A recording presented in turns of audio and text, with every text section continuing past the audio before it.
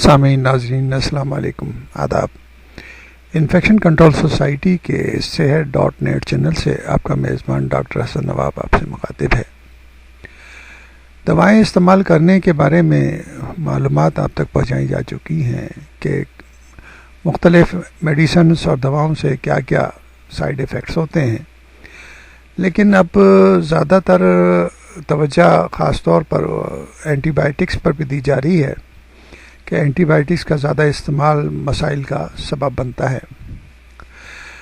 BBC کے ایک مضمون سے استفادہ حاصل کرتے ہیں اور ہم آپ کو بتانا چاہیں گے کہ برطانیہ کے طبی ماہرین کا کہنا ہے کہ زیادہ تر مریضوں کو اینٹی بائیوٹکس تجویز کرنے کے بجائے انہیں آرام کرنے کا مشورہ دیا جانا چاہیے۔ پبلک ہیلتھ انگلینڈ یا PHE کا کہنا ہے کہ اینٹی بائیوٹکس یعنی کہ یہ جو دوائیں جو ہوتی ہیں بیکٹیریا کے خلاف جو استعمال کی جاتی ہیں انہیں اینٹی بائیوٹکس کہا جاتا ہے۔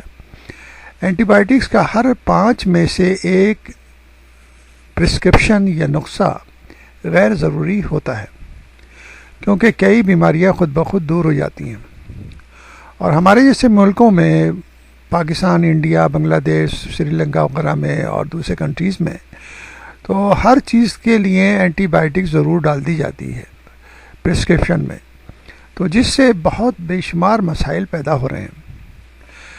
پبلک ہیلتھ انگلینڈ کا کہنا ہے کہ دواؤں کے زیادہ استعمال سے انفیکشنز کا علاج مشکل ہو جاتا ہے اور دوا یعنی کہ میڈیسن کے خلاف مزاحمت ریزسٹنس کرنے والے سپر بگس پیدا ہو جاتے ہیں، یعنی ایسے جراثیم پیدا ہو جاتے ہیں جو کہ جن کے اوپر میڈیسنز اور اینٹی بائیوٹک بے اثر ہو جاتی ہیں۔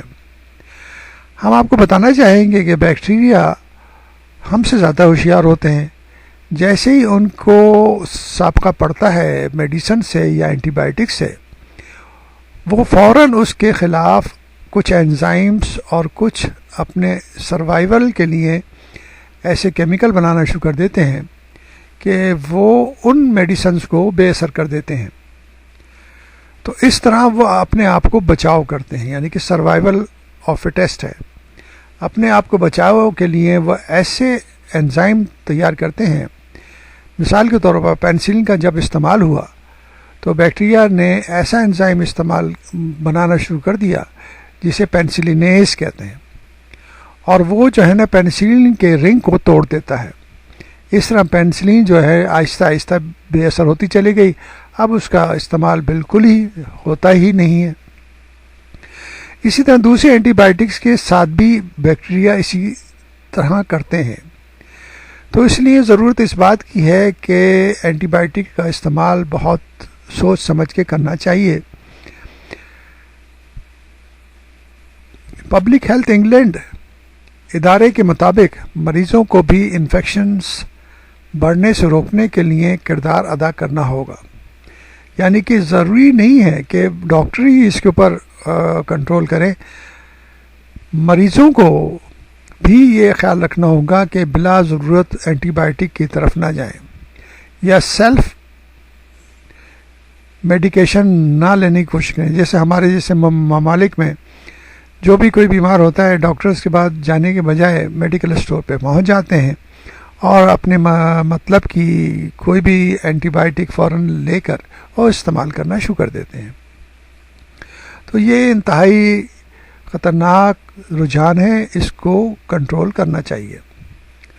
اندازے کے مطابق برطانیہ میں ہر سال 5000 افراد دوا کے خلاف مزاحمت یعنی کہ ریزسٹنٹ کرنے والے انفیکشنز کا شکار ہو کر ہلاک ہو جاتے ہیں۔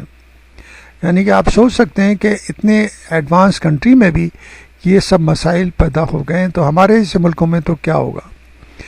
بلڈ اسٹریم کولائی نامی خون کے انفیکشن کا شکار ہر 10 میں سے یعنی کہ 10 میں سے 4 افراد کا علاج عام اینٹی بائیوٹکس سے ممکن نہیں رہا۔ سن 2050 تک 2050 تک توقع ہے کہ دواؤں کے خلاف مزاحمت کرنے والے انفیکشنز کی وجہ سے اس سے زیادہ افراد ہلاک ہوں گے جتنے فی الحال کینسر سے ہوتے ہیں۔ اینٹی بائیوٹکس کا استعمال نمونیا، گردن دوڑ بخار اور دیگر شدید انفیکشن کے علاج میں خاصا ضروری ہے، لیکن پبلک ہیلتھ انگلینڈ کا کہنا ہے کہ یہ ہر بیماری کا علاج کے لیے ضروری نہیں۔ پبلک ہیلتھ انگلینڈ کے مطابق کھانسی اور حلق کی سوجن خود سے ٹھیک ہونے میں 3 ہفتے لگتے ہیں، جبکہ اینٹی بائیوٹک اس دورانیوں کو کم کر کے 1 یا 2 دن پر لا سکتی ہے۔ پبلک ہیلتھ انگلینڈ کے مطابق کھانسی اور حلق کی سوجن خود سے بھی ٹھیک ہونے میں 3 ہفتے لگتے ہیں۔ پبلک ہیلتھ انگلینڈ کے میڈیکل ڈائریکٹر پروفیسر پول نے بی بی سی کو بتایا کہ ہمیں عام طور پر اور عام علامات میں اینٹی بائیوٹکس کی ضرورت نہیں ہوتی۔ ہم میں اکثر کو مختلف اوقات میں انفیکشنز ہوتی ہیں اور ہم اپنے مدافعتی نظام کی وجہ سے ٹھیک ہو جاتے ہیں۔